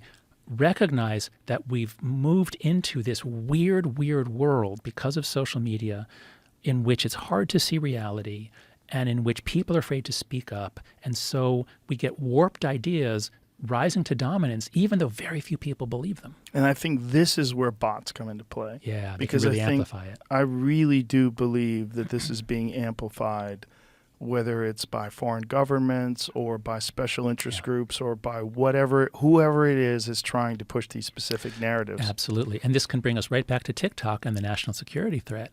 So Vladimir Putin was a KGB agent in the 20th century. And the KGB, going back, I think it was in the 50s, they had some sort of a meeting or something where they decided that they were going to take, I think it's called active measures. They were going to try to mess up American democracy. And they would, they'd spray paint racial slurs. They'd put swastikas on synagogues. They saw that we're a multi-ethnic democracy. We're making a lot of progress towards tolerance. And the Soviets were trying to put a stop to that and make us hate each other. So they were doing that back since the 1950s. Yeah. And it was expensive. They had to fly people over, or they had to try to win people over. You couldn't scale the operation. But that's the tradition that Vladimir Putin comes from. Now, the Soviet Union falls in 1991. I think he's like in Berlin, or I can't remember where he was when, but he was very influenced by this and the humiliation of the Soviet Union. And so, he rises to power again in the 21st century. Do you think he suddenly no longer wants to mess with American democracy? Like, did he suddenly drop that desire? We basically handed him the tools. We said, okay, you can open as many Facebook accounts as you want, Twitter accounts, open as many as you want. There's no identity authentication. There's no age verification. Create bots all you want, and have them mess with us. And Renee DiResta has a book coming out soon. She really did amazing work to get to the bottom of this. They started running tests in 2013. They created accounts on all these platforms long before, but they started running tests. Could they get Americans to believe that an explosion had occurred at a refinery plant in Louisiana? Yes, they made it all up, and people believed it. Could they get Americans to believe some, extreme BLM post that was completely outrageous? Yes, and same thing, to enrage people on the left. So we know that the Russians are messing with us. We know that the Russians know our weak point, and by Russians again, I don't mean the Russian people. I mean Vladimir Putin, the government. The government. So we're handing them the tools and the instruction book for how to divide us, how to weaken us, how to make us lose our resolve and our will. Have you seen Yuri Bezmenov give a speech? Oh, is that that yes, I've conversation seen that. about the That's ideological incredible. subversion? Yes. And he Yes. did this in the 1980s. I Yeah. think it was 84. And he was talking about how the work is already done. That's right. And that is just a matter of these generations now going into the workforce with Marxist ideas and with all this ideological subversion that the Soviet Union has injected into the universities. That's right. That could be right. I mean, that it is chilling to watch, and it is prophetic. But they were playing a long game. I mean, the communists planning the communist revolution, they were patient and they were playing the long game. Yeah, as is China. Yeah, Yeah, that's they're right. very smart. That's I mean, right. there's so much more, but because they're dictatorships, they have complete control over what they choose to do. They don't have to meet with subcommittees. They don't have to have congressional hearings. They just can just do it. Oh, and that's okay. That's a good point, because that brings us to the big difference between democracies and autocracies. Back in the 1930s, when the West was in economic collapse, and it was the Soviet Union, and then the Italian fascists, and and then Hitler, the German fascists, they were making rapid economic progress. And the criticism of democracy has always been, it's chaotic. There's no good leadership. They can't plan ahead. And that's all true. But why did we triumph in the 20th century over all these other models? Because democracy gives us a degree of dynamism where we can do things in a distributed way. We have people just figuring stuff out. We have an incredibly creative economy and business sector. And so democracies have this incredible ability to be generative, creative, regenerative, unless you mess with their basic operating system and say, let's take this environment in which people talk to each other, share ideas, take each other's ideas, compete, try to get a bigger, a better company. Let's take that and let's change the way people talk so that it's not about sharing information. It's about making them spend all day long, 9 hours a day, competing for prestige on social media platforms, and in a way that empowers everyone to complain all the time. This, I think, really saps the dynamism. I think this social media, what I'm suggesting, I haven't thought this through, what I'm suggesting is that whatever the magic ingredient that made democracy so triumphant in the 20th century, Western liberal democracy, American-style democracy, whatever made it so triumphant is being sapped and reduced by the rapid rewiring of our society onto social media. Yeah, I would agree with that. And I think it's also being influenced, again, by these foreign governments. Absolutely, yes. That have a vested interest in us That's being right. at Why each other's wouldn't throats. they? Why Of wouldn't they? course. It's so cheap. It's so cheap, it's so effective, and it seems to be the predominant way that people interact with each other. That's right. When you say that you've been attacked, like what have you specifically been attacked about? Oh, it's just, in the academic world, if you say anything about any DEI-related policy, you'll be called racist or sexist or homophobic or something.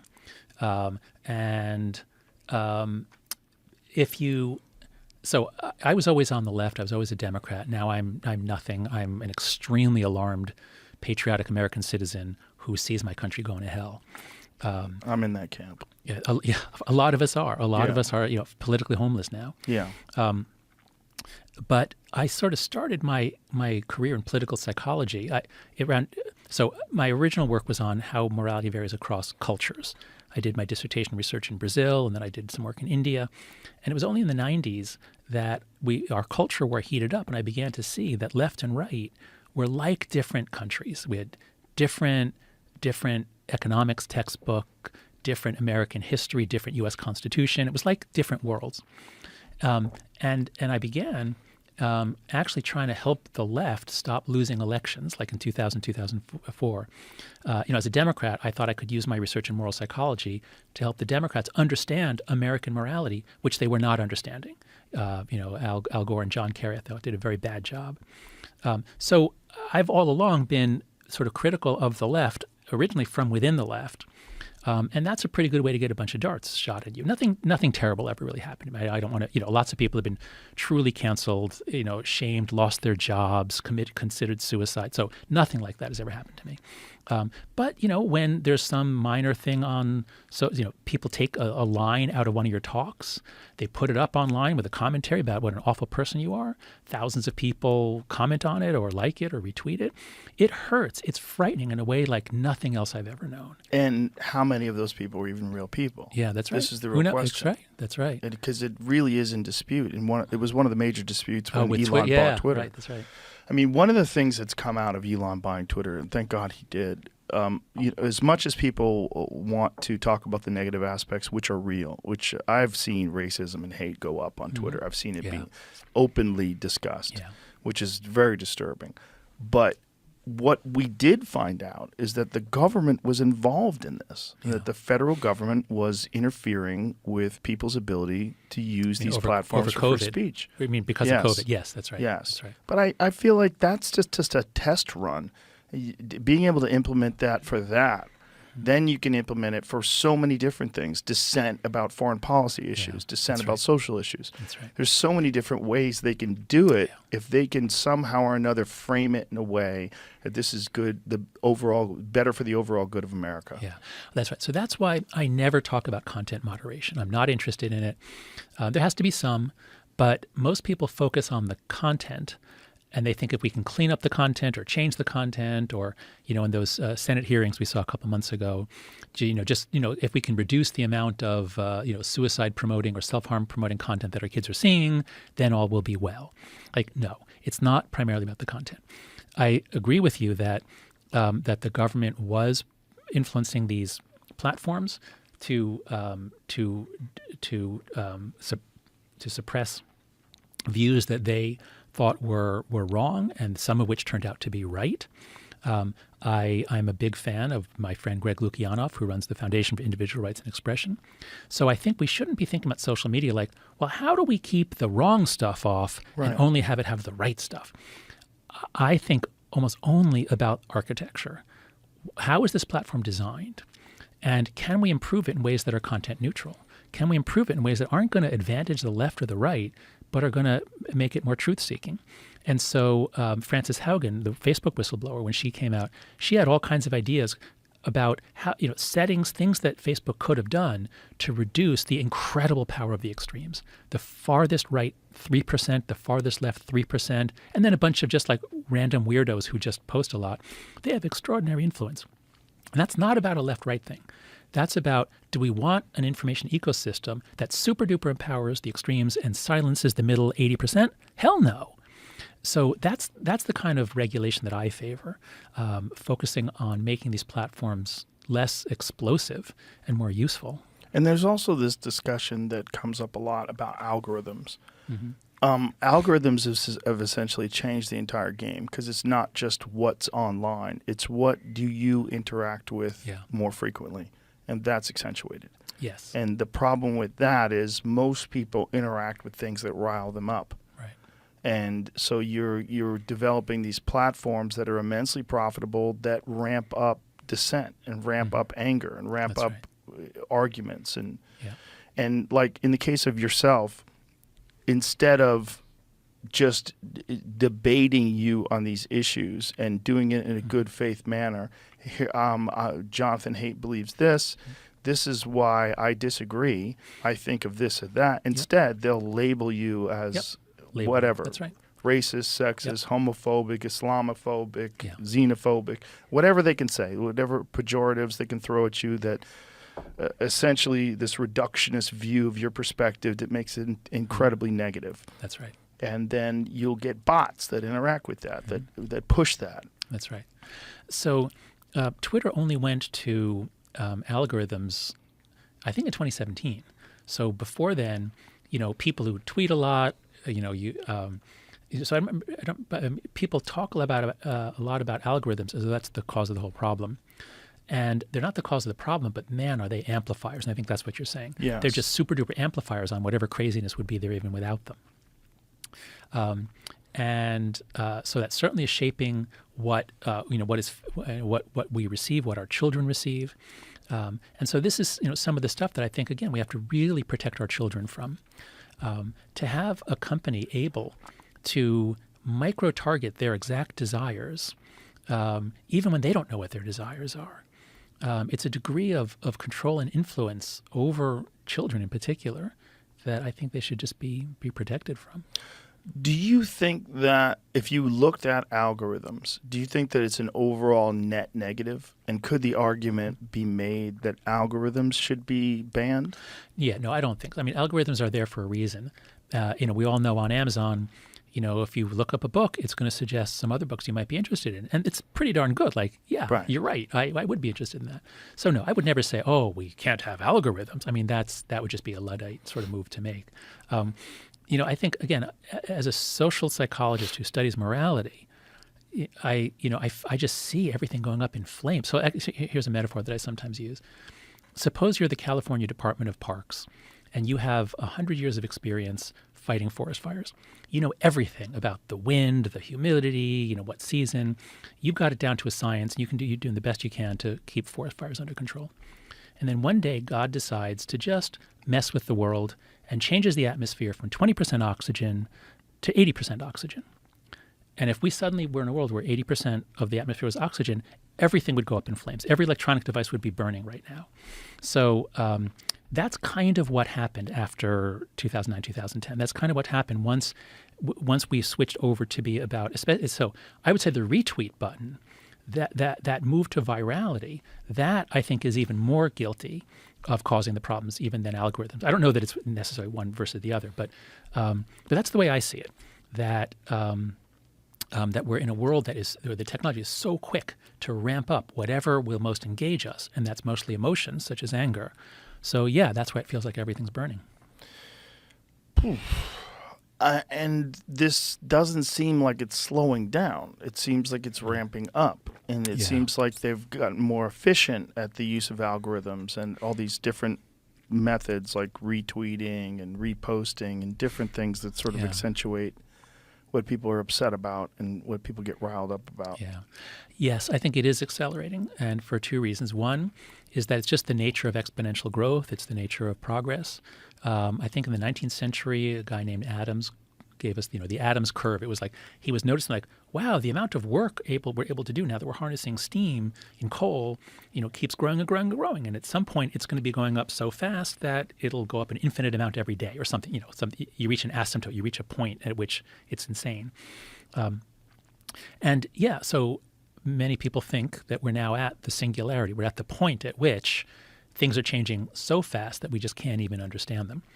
And we haven't yet mentioned the word AI. Right. Now you bring in AI, and of course, AI could unlock extraordinary material progress. Mark Andreessen has been arguing that. But as a social scientist, I fear it's going to give us material progress and sociological chaos. It's going to be used in ways that make our already unstable social structures and systems even less stable. Well, what's very bizarre that we're seeing with the initial implementation of it, specifically with Google's version of it, is that it's ideologically captured. Oh, that was so horrible. And that was so irresponsible of Google to do. So, I'm glad we have a chance to talk about this because I'm really horrified by what Google did in introducing Gemini. And just to give a little background here, so I'm sure many of your listeners know, Google Gemini was programmed to answer in ways that basically, the most extreme DEI officer would demand that people speak. And so, if you ask for a picture of the founding fathers, they're multiracial or all black. This is just Nazi soldiers. Even Nazis had to be multiracial or black. So there's two things to say about this. The first is that Google must be an unbelievably stupid company. Like, did nobody test this before they released it to the public? And obviously Google is not a stupid company, which leads me to my next conclusion, which is if Google did such a stupid thing, so disgraced its product that it's banking so much on, it depends a lot on the success of Gemini, and now they've alienated half the country right away on the first day, practically they alienated them. They couldn't be that stupid. I think what's happening to them is what happened to us in universities, which is what I've called structural stupidity. So you have very smart people, but if anyone questions a DEI-related policy on campus, they would get attacked. And that's what most of the early blowups were. I think you probably had Brett Weinstein on here. Mm-hmm. That's what Erica Christakis at Yale and Nicholas Christakis at Yale. If people wrote these thoughtful, caring memos about opposing a policy, there would be a conflagration, they'd be attacked, and they would sometimes lose their jobs. So that's what happened to us in universities in 2015 to usher in our now 9 years of insanity, which I think might be ending. I think the last fall was so humiliating for higher ed that I think we might be at a turning point. But my point is for Google. I suspect that Google was suffering from an extreme case of structural stupidity because surely a lot of those engineers could see that this is terrible. This is a massive violation of the truth, and part of Google's brand is truth and trust. So I suspect they were just afraid to say anything. And that's why Google made this colossal blunder of introducing, woke AI at a time when we desperately need to trust are institutions that are related to knowledge. And Google was trusted, and now they've lost a lot of it. And it's not just Google; it's ChatGPT. But ChatGPT is not as explicit. I mean, it's not as explicit, but it does do certain things. Like if you ask it to say something positive about Donald Trump, it refuses. Yeah. You ask it to say something positive about Joe Biden, it'll gaslight you. Yeah, no, that's right. I'm not. And there was recently, was it David Rosado or who was it who put out some listing of how far left each of the different AI products are. So you can certainly say that ChatGPT is not politically neutral, but you wouldn't say from that the people at ChatGPT or OpenAI are stupid. You would not look at this product and say, how could they be so dumb as to have it be left-leaning? But with Google, you have to say, how could they be so dumb as to produce black Nazis for us? Right. I just don't think they played it all out. I think this ideological subversion, this thing that they've done with DEI and with the universities and the education system, it just seemed like you had to apply that to artificial intelligence, because you're essentially you're giving artificial intelligence these protocols, you're giving it these parameters in which it can address things.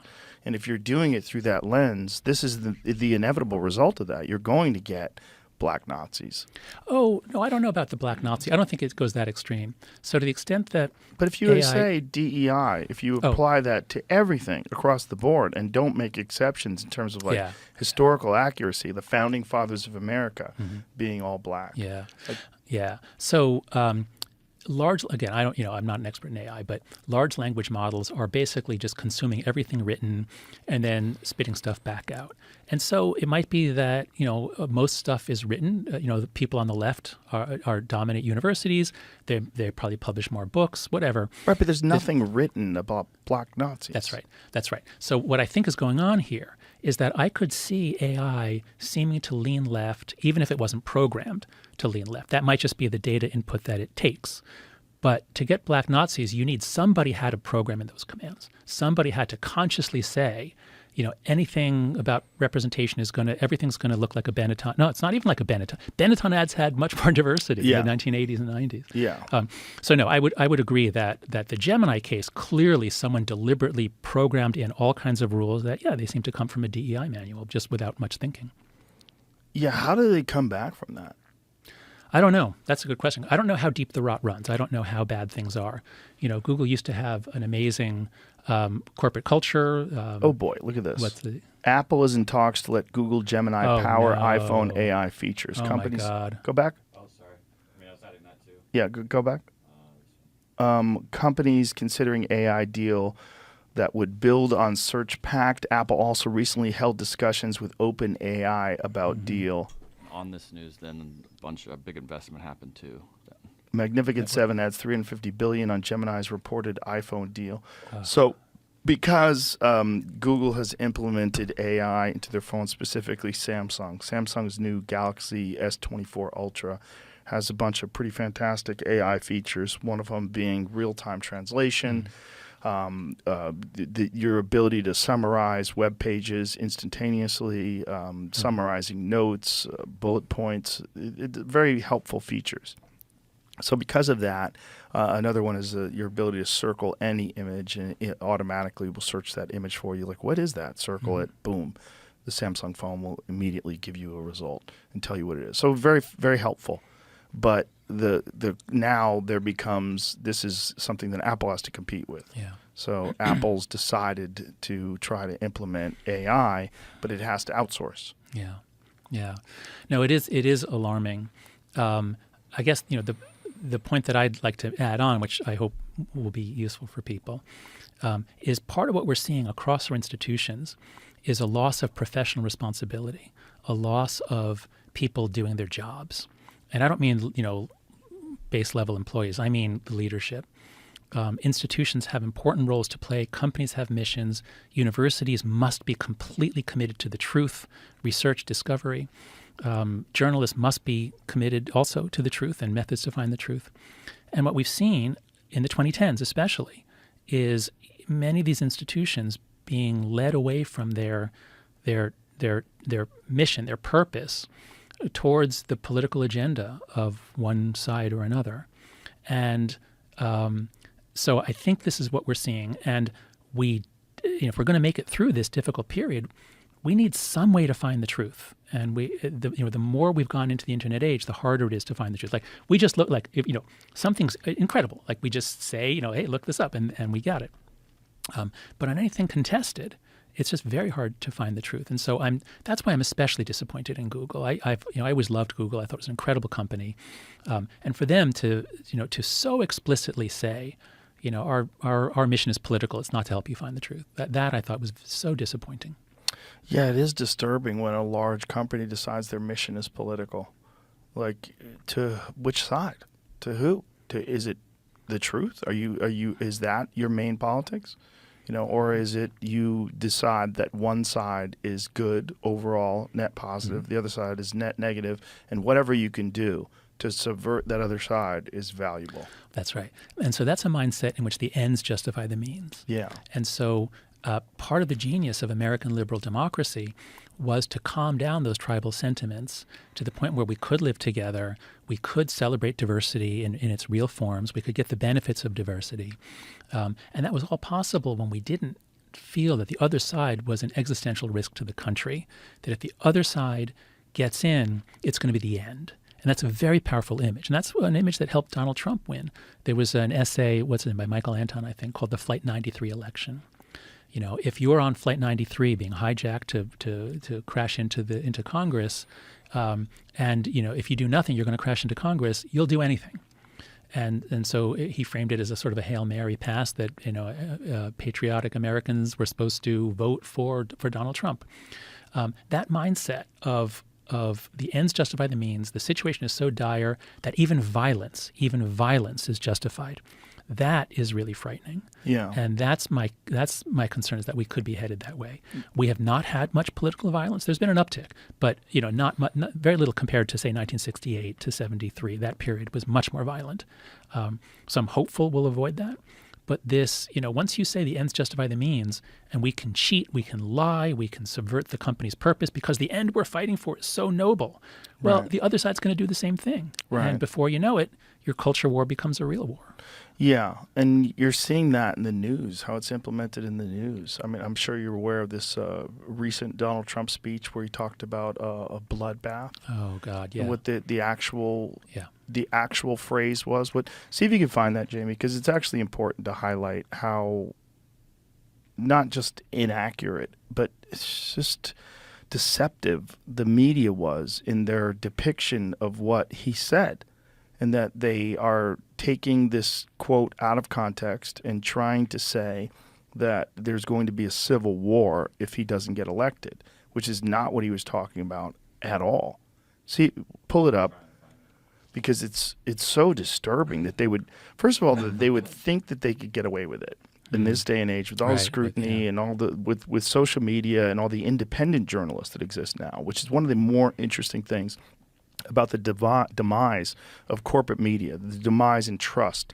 Trust in corporate media is at an all-time low, and so this has led to a rise in true independent journalists, the real ones out there, the Matt Taibbis, the Glenn Greenwalds, the people that are actually just trying to say what is really going on and what are the influences behind these things and why are these things happening. But this one was bizarre.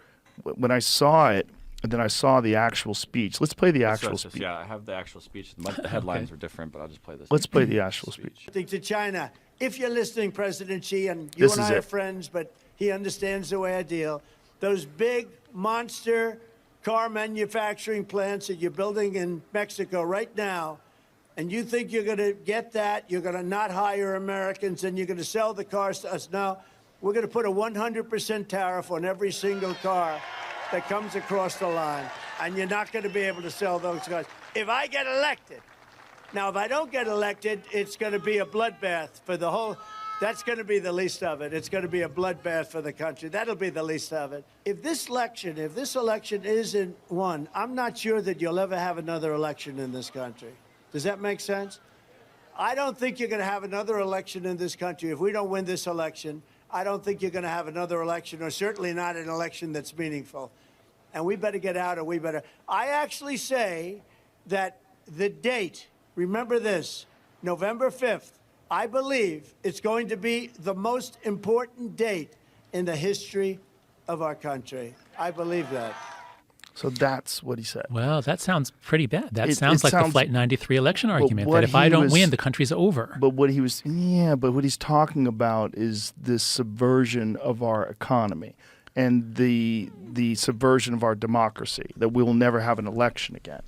I don't think he's saying that it'll be a bloodbath in terms of a civil war. He's saying that the economy is going to be destroyed. There was no. I was listening for that. I was thinking maybe It's a he meant it as a long metaphor. speech. I didn't hear any. I mean, the bloodbath is. It's an unfortunate term, but what he's not, I don't think he's saying it's a civil war. It sounded to me like he was. It sounded to me like, if he doesn't win, there will be violence. Right. You'd have to really give him a hell of a lot of benefit of the doubt. He's talking about the economy. He was talking about no, it was an He's aside. talking about China He was building talking- plants. He's talking about all these things and saying that if he doesn't get elected, it's going to be a bloodbath. It's going to be a mess. I don't think he's I think he would elaborate on that if he was saying there'll be violence. I don't think that's what he's saying. I think he's saying destruction of our economy, the destruction of our... He makes a lot of asides. So he was talking about Yes. the economy. That's true. And then he said, if I'm not elected, and then he makes an aside about what would happen to the country if he. So look, we might disagree on this. We surely disagree It's on our surely priors the on what wrong we. way to say it. Surely. We both agree on that. Yeah. Oh. It's an unfortunate term to use. For him to, yes, that's right. But it doesn't sound to Yes. me as though the media took that one out of context. They sort. I just rewatched the longer video in closed captioning. Yeah. Cut it off. The video we watched cuts it off right after he says bloodbath. Oh. And it does continue to sort of say something that's about it. Get the elected, cars. it's going to be a bloodbath for the whole. That's going to be the least of it. It's going to be a bloodbath for the country. That'll be the least of it. But they're not going to sell those cars. They're building massive factories. A friend of mine, all he does is build car manufacturing. Okay, so he's plants. back on the biggest- economy. Yeah, he was talking That's about what he's talking tariffs. But he made but the aside was not about the economy. The aside was him making one of these typical asides about how how important he is. All right, Joe, I think we're not going to settle this. I think, look, I do agree that the media as a progressive left-leaning institution like universities has violated its duty many times to the truth and thereby lost the trust of much of the country. Most of the people who work in these industries, I think, are wonderful and are trying to do a good job. But the net effect, and this is my point about structural stupidity, during our culture war, institutions that have had very little viewpoint diversity have been subject to hijacking by those with a political agenda. So I agree with you about that, although I disagree with you about what that comment from Donald Trump meant. It sounded to me like it was not taken out of context. Well, he was talking about the economy, though. Before, specifically. yeah, I know, but in the aside, even he after, wasn't. in the aside, he elaborates in the aside about the economy. No, he just makes this aside about the bloodbath. But that's the least of our problems. Now back to what I was saying about the economy. All right, look, we're not going to settle this one. It's a terrible term. It's a very unfortunate term. If he said it would be a disaster instead of a bloodbath, that would have been the better term to Yes, use. that would have been a reasonable thing to say. But he's filled with hyperbole. I mean, he's trying to excite people about the idea. You're right. Words matter when you're a presidential candidate. They do. You're right. But no argument there, and no, I'm in no way saying that was the correct thing to say. But the way they phrased it, the way they just tried to make it seem like that was the only thing that he was talking about. Okay, I'm just not going to say anything else on this. I get it. But what you're saying is that these people are good people, but that they are ideologically captured. Is that what you're saying? What I'm saying is that most people are reasonable wherever you go, but in the social media age, it's no longer about what most people are like. It's about how much power do the extremists have, because anyone now has the power to hijack, threaten, intimidate. So that's my concern. And that means it's actually more easily fixable, because if it would be one thing, if 90% of journalists were rabid left-wingers who didn't give a damn about journalistic integrity, and that's just not true. Right. Most of the journalists I've met are really good journalists. Like, they really care about sourcing and accuracy. And it's the same with professors. Many people, especially those who listen to conservative sources, might think that professors are mostly tenured radicals who care more about Marxism than about educating their kids. That's just not true. What is true is that the minority that have extreme views now have a much bigger platform. They have more power. But most people are reasonable wherever you go. Is the issue that the reasonable people are afraid of pushing back against the radical people? Exactly. That's it. Yeah. That's the issue. And because there really are consequences in terms. That's right. And people say, well, you've got tenure. What are you worried about? And the answer is, yeah, we've got incredible security, but everybody is afraid of being publicly shamed, humiliated, attacked, and mobbed. Right. And the people who go through it, I mean, it's incredibly painful. They have to take sleeping pills at night. They sometimes contemplate suicide, and in one case committed suicide that I know of. So yes, that's exactly the problem. That's what I think the effect of not the original social media platforms like MySpace or early Facebook, right, but of the hyper-viral ones that we got in the 2010s. Yes. And the result of that in terms of people terrified about people attacking them is what you get when you got those people from Penn, from Harvard. We're talking about this rampant anti-Semitism on campus where people were actively calling for the death of Jews, saying that this does not constitute harassment unless it's actionable, which is stunning. Insane. Right. It's not wrong unless they act on it. What is that like as a person when you are an academic and you are a professor, when you see that from these, especially from somewhere like Harvard, like it just... Yeah. So yes, I'm a professor at NYU. I was at UVA for 16 years. I love being a professor. I love universities. I'm also Jewish, and I can understand the argument that those presidents were making.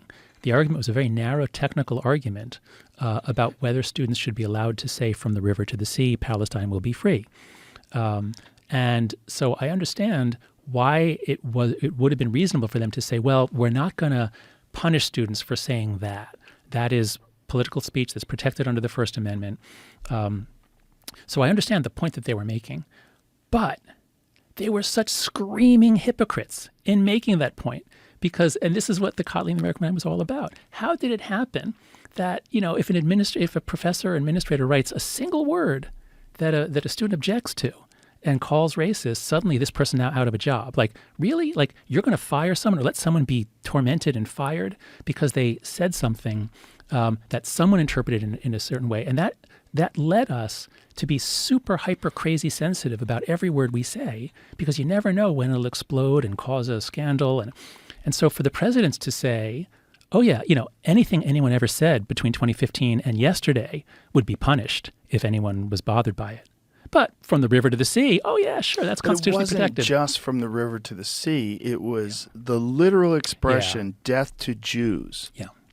Yes, that's right. And that's what they were specifically defending, saying unless it's actionable, which is insane. Unless you commit actual genocide? Is that what you're saying? That's right. No, I'm sorry, Joe, you're right. The question, the deeper question is about political speech, but you're right that as Stefanik, I believe, was asking them, it was about calls for genocide. Yes. And so yes, calls for genocide, it seems to me, again, I'm not a First Amendment lawyer, maybe on the First Amendment legally, like you can't be arrested for it, but for God's sakes, on a university campus where you're trying to make everyone feel included, you can't even comment, not just about the calls for genocide, but about the actual events on October 7th. So that, I think, is what really brought higher ed to a nadir, a low point in public esteem, like literally a low point in public esteem. Well, I think it was a wake-up call for a lot of people that are kind of on the fence about how big the issue is. Yeah. Because these are the same people that call for you being kicked out of the university if you dead name someone. Yeah, that's right. These are the same people that if you use the wrong pronouns. Yeah, that's right. And so I'm actually, so last semester was the worst one ever for higher education. Data from Gallup and Pew show that higher ed used to have an incredible brand. Global brand, we were the best, everyone wanted to come here, scientific innovation, all the top academics were here in the United States. And in 2015, people on the left had a very high opinion of higher ed, and actually people on the right had a moderately high opinion of it. And then since 2015, it's dropped not just among people on the right, but among centrists and moderates as well. So higher ed really lost the trust of most of the country. And I was running an organization called Heterodox Academy. So I started it with some other social scientists that advocates for viewpoint diversity. And that's why I was kind of a target sometimes, because, here I am saying we need viewpoint diversity. We need, some conservatives, some libertarians. We need to not all be on the same side politically. Which is an amazing thing to fight against. Yeah, that's right. That's right. Because viewpoint.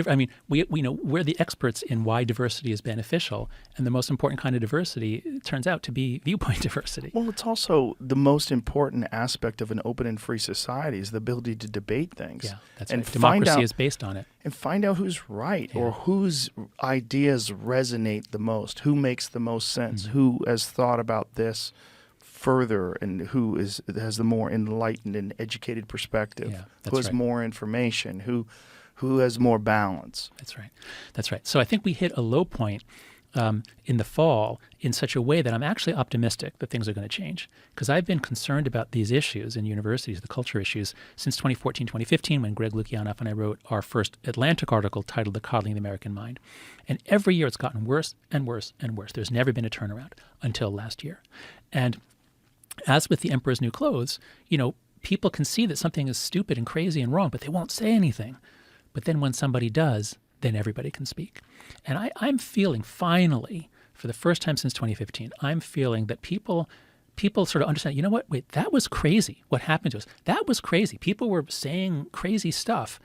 Let's put our head above the parapet. Let's start sometimes saying maybe that is not right. So I think that things are actually going to turn around. Maybe not at the Ivies, although there are movements of faculty there saying, no, let's return to academic values, the pursuit of truth. So I think what I'm hoping, what I think is likely to happen, is we're going to see a split in the academic world. That is, there are already schools like Arizona State University. There are schools that already have basically said no to all the crazy stuff, and they're focusing on educating their students. And I think we're going to see more students going that way. The University of Chicago is another model. So I think there were a few schools that departed while almost all the other schools went in the same direction. But I think now that's going to change, and it can change actually pretty quickly, because most of the university presidents don't like this stuff. I've spoken to many of them. All the crazy politics, the activist students, it made their job very difficult. So I'm actually hopeful that we are starting to see some university presidents standing up and saying, it's not okay to shout down every conservative speaker. Like, no, we're not going to allow that. So we'll see. A year from now, if I come back on in a year or two, we'll see. But I think things are actually beginning to get better for the first time since 2015. Well, I hope you're correct, and I do agree that the pushback was so extreme that some action is likely to take place. I think the first step of that is got to be to allow people with differing perspectives to debate and not shout them down, and also to show that shouting people down and setting off fire alarms is shameful. It's disgraceful. That's right. That's where we have to get to. Education institution. That's right. If there was any punishment, the students would change very quickly. The students are very concerned about getting a job, about their futures. And, what the early presidents who didn't do anything, what they conveyed was, you can yell and scream all you want, nothing will happen to you. You can bang on the glass and frighten speakers, nothing will happen to you. You can throw rocks through windows, nothing will happen to you. And, of course, that just, brought us more obnoxious behavior on campus and shame to higher ed in the eyes of the country. So we had a brand that was based on extreme excellence and truth. I think we damaged our brand very severely. I think finally now there's a reckoning and a realization of what we've done. And I think we're going to see a recovery, an uneven recovery. But I do think that a year or two from now, the mood, who knows what's going to happen with the election and whether there'll be a bloodbath. No, don't take that out of context. I just was referring to the early part of our conversation that you're not quoting when you quote this. Yeah, let's say disaster. Yeah, disaster could be a disaster. But I am actually, about certain things I'm pretty pessimistic like you, but at least on the future of universities, I do think for the first time I'm actually optimistic. I wasn't optimistic a year or two ago. Well, that's great because you're on the ground, so you would really understand more than most. And do you sense that with students, there's also a recognition that this is a gigantic issue? Like, what was the reaction to students? Yeah. I mean, not specifically Jewish students, but the Jewish students must have been the most horrified by this. Oh my God, yes, stabbed in the back is the way many of us feel. what I've found all along, as I say, most people are reasonable. When all this stuff was breaking out in 2015, 2016, most students just wanted to get an education. They don't want to take part in this. Right. And now I find out. Of course, I teach in a business school. I teach at NYU Stern. Our students are pretty pragmatic. They want to get a job. Most of them are from immigrant backgrounds. They're not here to protest. The latest political. They're here to succeed. That's right.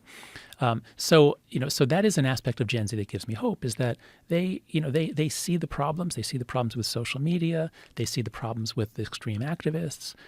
So what we have to change is not the average student. What we have to change is the dynamics so that the average student feels freer to speak up. And how can that be done? Well, so I founded two organizations to do that. One is Heterodox Academy.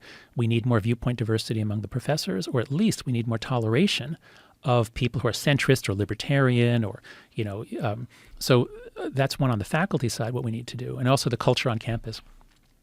But I also co-founded another organization called the Constructive Dialogue Institute with a woman named Caroline Mell.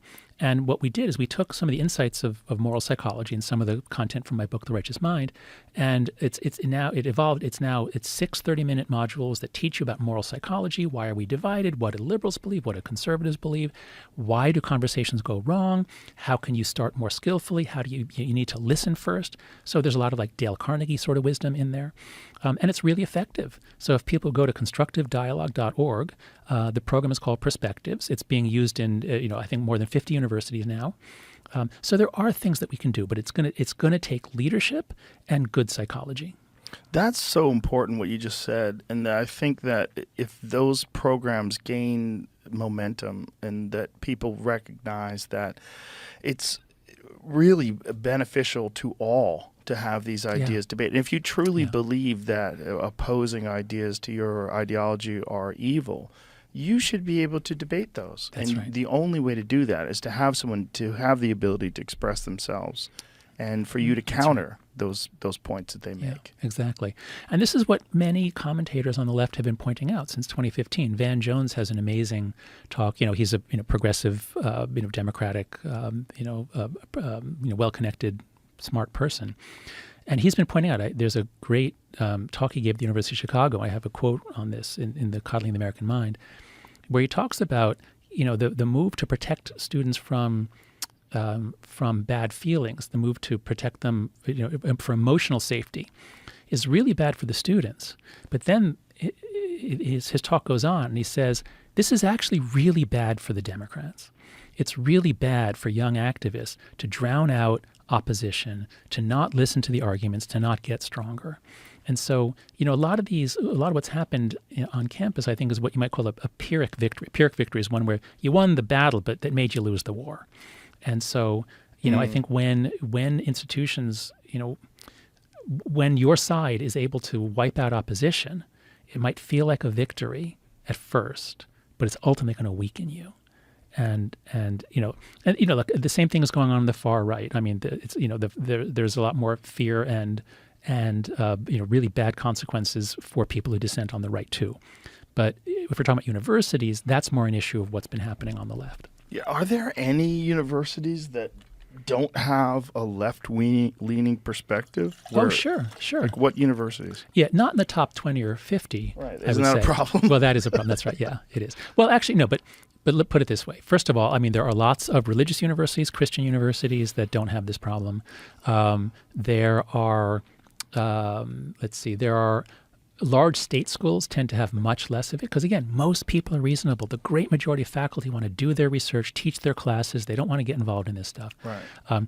The problem is especially severe. For some reason, the Ivy League schools, that's what's really surprising. I thought it was just like, the elite schools. No, it's actually the Ivies are the place where the worst anti-Semitic actual, threats and intimidation and even some violence are happening, or threats of violence are happening. Something about the Ivies makes them more extreme. What do you think that is? Well, I think it's in part the region. So most of the shoutdowns, Greg Lukianoff and FIRE, they've really been tracking this for a long time. Most of the shoutdowns happen in the Northeast and along the West Coast and then around Chicago. That's where most of the really nasty stuff happens. This is not happening at the great majority of American universities. It's not happening in the top schools in the South. It's not happening at top schools in the Southwest. So it is in part where it is. And then I think also, the Ivy League is full of really rich kids. The statistic a number of years ago that the top schools have more people from the top 1% of the income distribution than from the bottom 60%. So there's a real concentration, especially in the Ivies, of, rich kids who don't need to worry as much about getting a job and have the bandwidth to devote themselves to politics while they're students. God. I just fear for the children that come out of that, too. These young people that come out of that have these distorted perspectives that have to kind of rewire their view of the world once they get out. Almost like like taking someone from a cult and trying to just delete the indoctrination. That's right. And it's almost impossible to do that, especially if most of what's coming in is coming in from TikTok, not from your parents or your friends or your teachers. So Back again, to the problem. Back to the problem. That's right. So again, back to the question of the TikTok ban. It's not, the issue here is not should we ban TikTok. The issue is should American law require a divestiture of TikTok from a Chinese corporation that is beholden to the CCP? Which That's the seems question. logical. Yes. There's an issue that's happening in Texas currently where one of the porn sites has pulled out of Texas because they require age verification. And so there's all this pushback about whether or not they should be able to require age verification.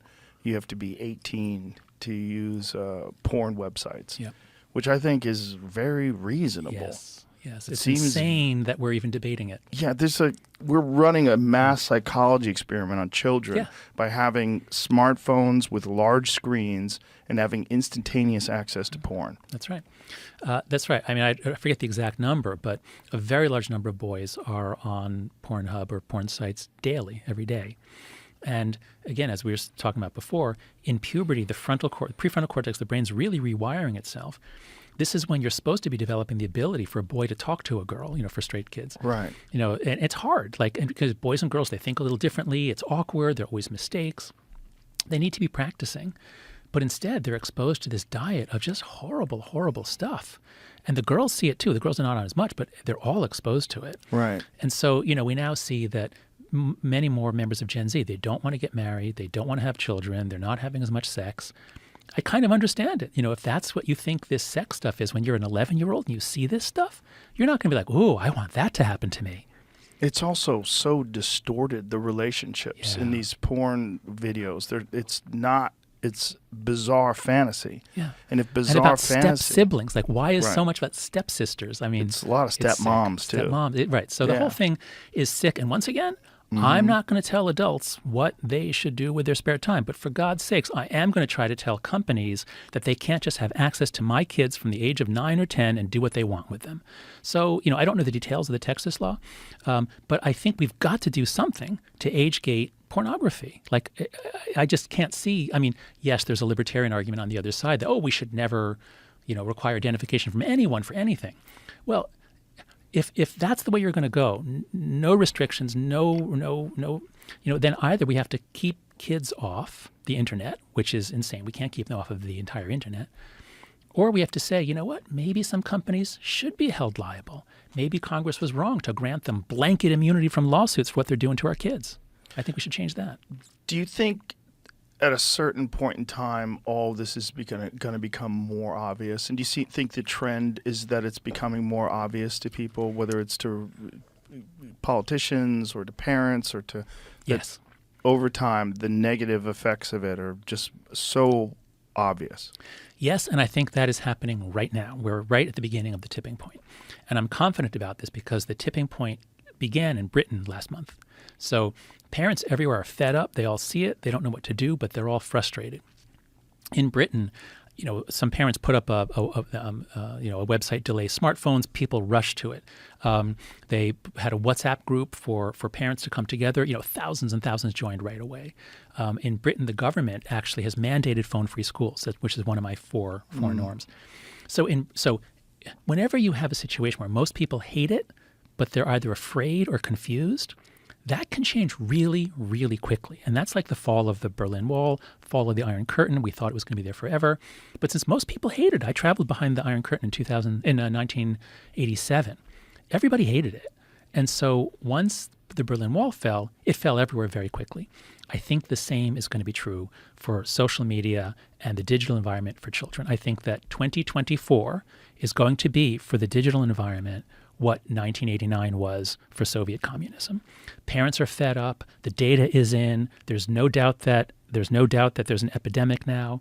The evidence that it's caused by social media is a lot stronger than it was a few years ago. People are ready to act. Congress is ready to act. So I'm actually, again, I think universities are now actually getting better now that they've been through that.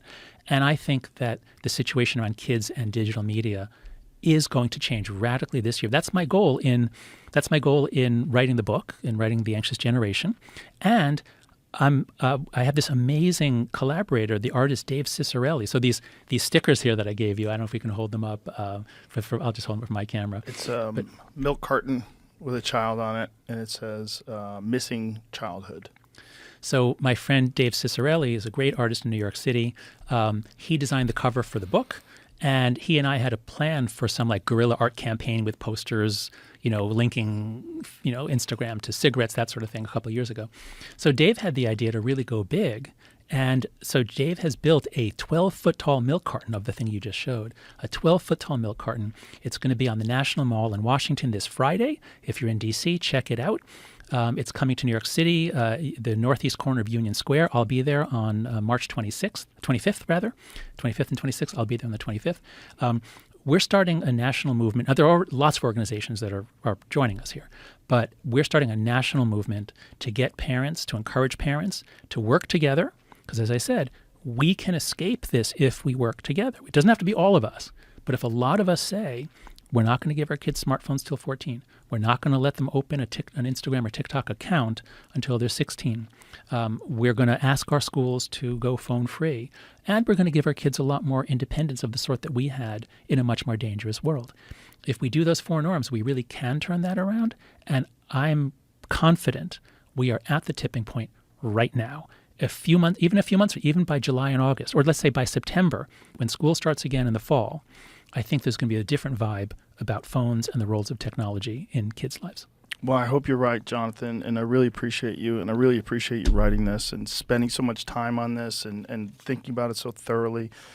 The Anxious Generation, how the great rewiring of childhood is causing an epidemic of mental illness. It's available right now. Go get it, folks. Listen to it, read it, absorb it, take it in. Thank you very much. Really